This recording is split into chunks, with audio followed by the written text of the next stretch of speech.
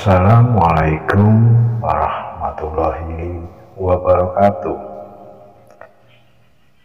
Bismillahi alhamdulillah, wassalatu wassalamu ala rasulullah, la haula wala quwata illa billahil aliyyil azim. Amma ba'du. Segala puji bagi Allah, Tuhan yang Maha Agung. Sholawat dan salam semoga selalu tercurah kepada Nabiullah, Nabi Agung Muhammad Sallallahu Alaihi Wasallam.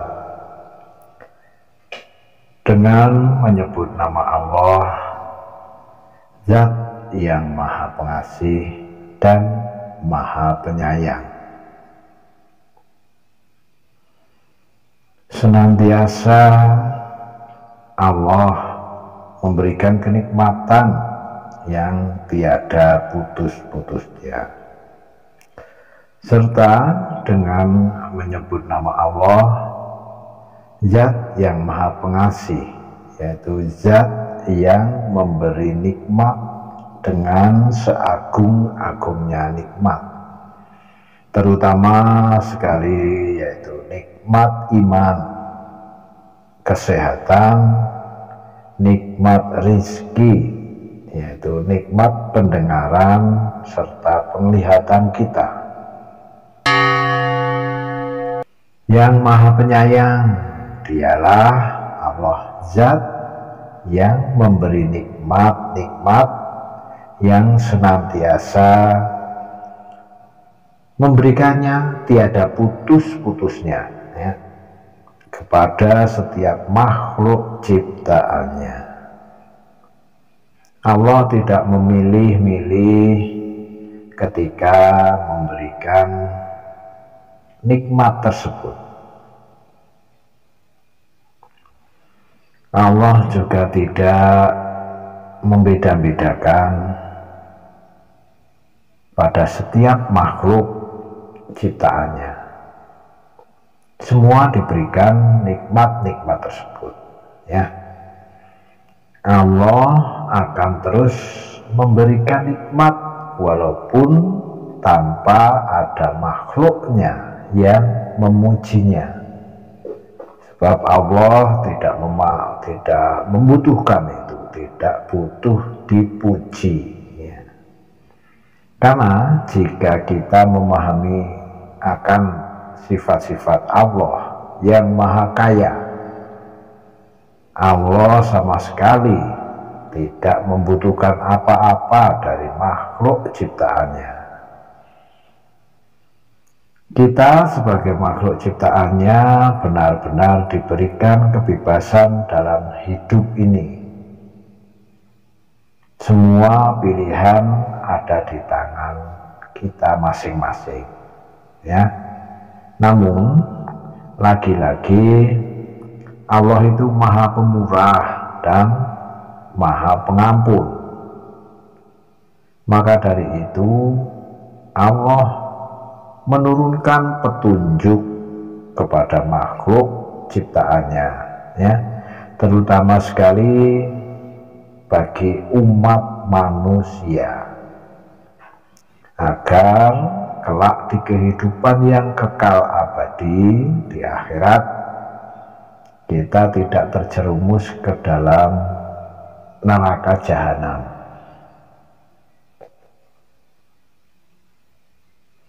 Allah dengan menurunkan kitab-kitab, ya, sebagai petunjuk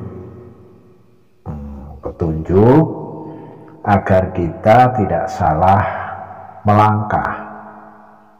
Allah juga menurunkan atau menciptakan para nabi dan rasul agar supaya memberikan ajaran atau pengertian mengenai firman-firman yang diturunkan. Jadi ya menurut pandangan saya, menurut pandangan kami di sini, kita sebagai makhluk atau manusia, ya, makhluk Tuhan yang diciptakan paling sempurna dibandingkan dengan makhluk ciptaan lainnya, kita seharusnya segera menyadari akan hal itu, yaitu dengan selalu mengucapkan rasa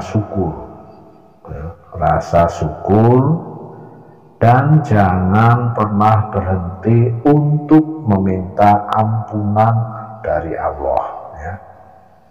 Karena kita tidak akan mengerti dan kadang-kala tidak kita sadari kita telah berbuat dosa atau berbuat salah.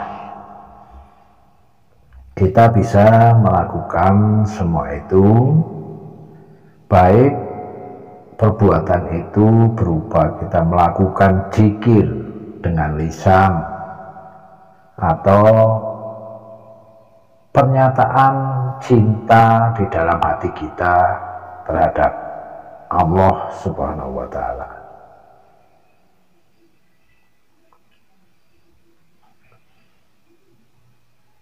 Sekali lagi, kita sebagai makhluk Tuhan, makhluk Allah yang diciptakan paling sempurna, janganlah sekali-kali kita menyombongkan diri kita ketika kita sedang dalam keadaan kecukupan akan kekayaan, karena bisa jadi semua itu adalah merupakan sebuah ujian dari Allah. Semua itu, ya, semua itu Allah yang mewujudkan tanpa diawali, dan wujudnya terus berlangsung. Allah adalah zat yang tidak berawalan. Allah tidak ada permulaan dan tidak ada berakhiran. Karena setelah adanya sesuatu tanpa adanya akhiran, kekal itu yang akan terus berlangsung tanpa adanya perubahan. Inilah sifat Allah, yaitu Al-Baqi, ya. Baiklah Sobat Golbun, marilah kita kembali kepada topik kita, yaitu tentang bersolawat kepada Nabi besar kita, Nabi Muhammad Shallallahu Alaihi Wasallam, karena dialah sebaik-baiknya makhluk yang senantiasa mengesahkan Allah, ya. Jika kita telaah, kata dari sholawat itu bisa berarti kita itu berdoa untuk kebaikan, ya. Jika kata sholawat itu kita sandarkan pada Allah Ta'ala, maka memiliki arti atau mempunyai arti atau pengertian, yaitu penambahan nikmat yang disertai dengan pengagungan, ya, pengagungan atau penghormatan kita terhadap Allah. Lantas ketika kita bersolawat, kadang ya ada beberapa yang muncul pertanyaan, apa perlunya kita mengucapkan sholawat atau doa kepada Nabi Muhammad Shallallahu Alaihi Wasallam, ya. Padahal kita tahu beliau adalah sudah jelas-jelas, ya, merupakan orang yang mulia dan terpilih, bahkan dengan jaminan surga dari Allah Subhanahu wa Ta'ala. Nah, ya, disinilah letak dari kekuatan atau ukuran keimanan kita. Ya, disinilah ya, kita harus mengetahui dasar atau awal mulanya Allah itu menciptakan makhluk bernama manusia. Ya. Bukankah kita tahu ya, Allah menciptakan sesuatu itu selalu berpasangan, ya. Selalu berpasangan. Begitupun kita, ya. Jiwa kita ataupun ruh kita itu diisi oleh Allah dengan sifat dan perilaku yang berpasangan juga. Nah, harus kita pahami itu. Nah, hati kita itu ibaratnya hati kita itu jika komputer ya, jika komputer itu disetting atau diberikan sifat antara baik dan buruk, itu sudah jadi takdirnya, kodratnya ya. Kodratnya kita itu di dalam diri kita itu terdapat sifat yang berpasangan ya. Sifat baik dan sifat buruk itu mesti ada di dalam tubuh setiap manusia ya. Termasuk di dalam ruh kita ya. Ruh kita itu terdiri dari ruh, yaitu ruhnya malaikat dan ruhnya iblis dan setan ya. Kita tahu ruh malaikat itu sifat yang putih, sifat suci, sifat yang selalu baik. Sedangkan rohnya iblis dan setan itu adalah sifat yang jelek, yang selalu mengajak kita atau membawa kita ke dalam kejelekan ya. Jadi di dalam roh dan di dalam jiwa kita itu sudah dipasangkan oleh Allah itu antara sifat baik dan sifat buruk ya, roh malaikat dan roh iblis ya. Nah, coba sekarang sobat-sobat semua cerna dengan benar ya. Jika ucapan saya ini ada benarnya atau cuma karangan belaka ya. Kemudian coba tanyakan di dalam hati sobat kolbun semua ya. Apakah benar akan hal itu ya? Apakah ada benarnya itu ya. Jika kita mengimani ya, kita mengimani saja, maka seharusnya di dalam hati kita tidak akan muncul pertanyaan itu ya. Sebab apa ya? Sebab sholawat untuk Nabi Muhammad Shallallahu Alaihi Wasallam ini sudah termaktub di dalam Al-Quran, yaitu sesuai dengan firman Allah ya. Termasuk ini perintah Allah langsung, yaitu innallaha wa malaikatahu yashuruna ala nabi ya ayyuhalladzina amanu shollu alaihi wasallimu taslimah.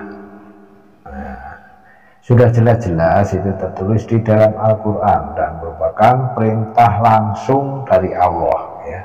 Perintah langsung dari Allah yang artinya insya Allah ini ya, sesungguhnya Allah dan malaikat-malaikatnya bersolawat untuk Nabi. Maka hai orang-orang yang beriman, bersolawatlah kamu untuk Nabi dan ucapkanlah salam penghormatan kepadanya. Ini terdapat di dalam Al-Quran surat Al-Ahzab ayat ke-56. Nah, monggo dibuka kembali Al-Qurannya, coba diperiksa, itu perintah langsung dari Allah itu ya. Jadi kita jangan ragu-ragu lagi untuk selalu bersolawat kepada Nabi kita, Nabi Agung Muhammad Shallallahu Alaihi Wasallam. Nah, di sini ada sebagian ulama yang mengatakan bahwa walaupun sholawat itu adalah mendoakan Nabi Shallallahu Alaihi Wasallam, namun pada hakikatnya ketika seseorang itu membaca sholawat, berarti ia sedang bertawasul dan mengharapkan barokah dari Allah Subhanahu wa Ta'ala, ya, agar turun kepadanya dengan perantara sholat tersebut, ya, barokah tersebut diharapkan turun karena kita selalu bersolawat, ya.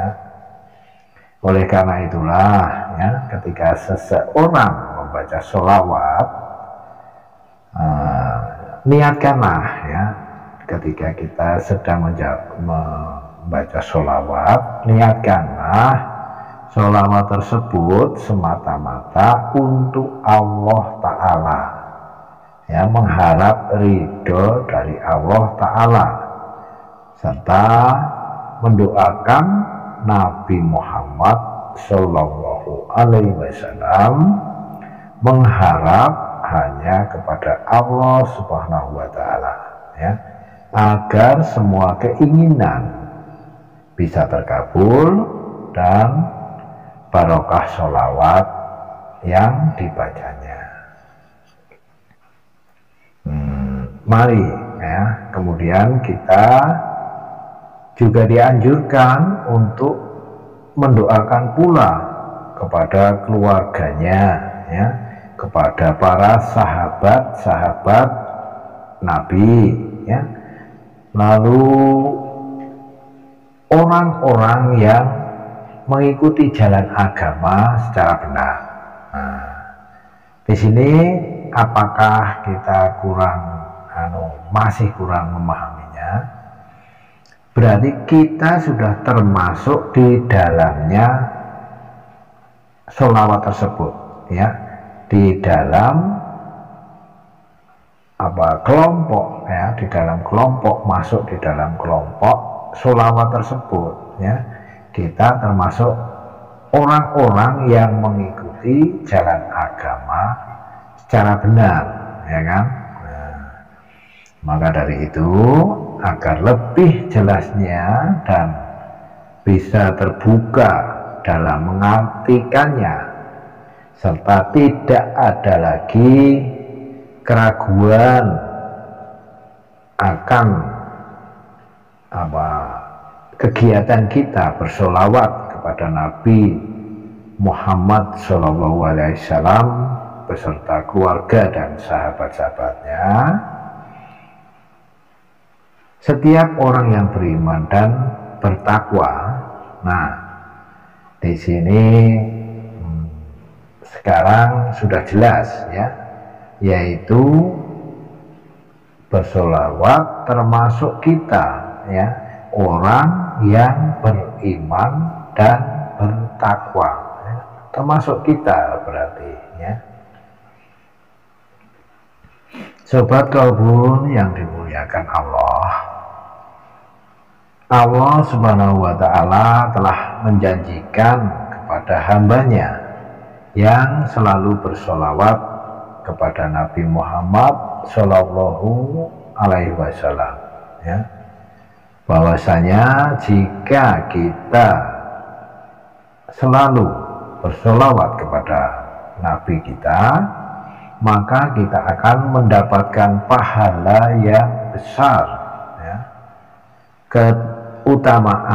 Keutamaan dari membaca sholawat Nabi ini tertuang dalam sebuah hadis, ya. Mari kita bacakan hadisnya, yaitu barang siapa bersolawat kepadaku, yang dimaksud Nabi Muhammad SAW, sekali,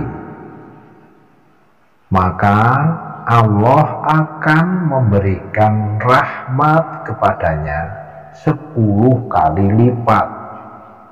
Ini diriwayatkan dari hadis riwayat Muslim, ya. Saya ambil dari hadis riwayat Muslim, ya. Lalu apa saja keutamaan dari kita membaca sholawat Nabi, ya, yang nantinya dapat mendatangkan rahmat, pahala yang besar bagi umat muslim, ya. Apa itu, ya?